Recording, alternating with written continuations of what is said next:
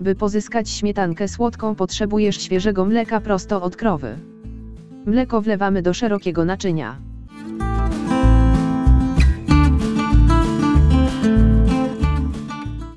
Wstaw do lodówki 4 stopnie Celsjusza na 12 godzin.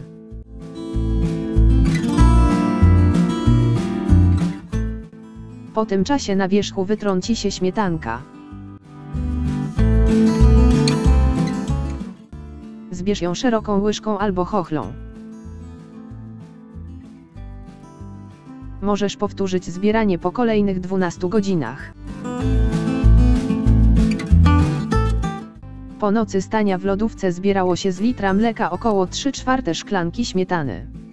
Śmietankę przeznaczoną do wyrobu masła należy spasteryzować, a następnie odstawić do chłodu. Robi się to po to, żeby się tak szybko nie psuło.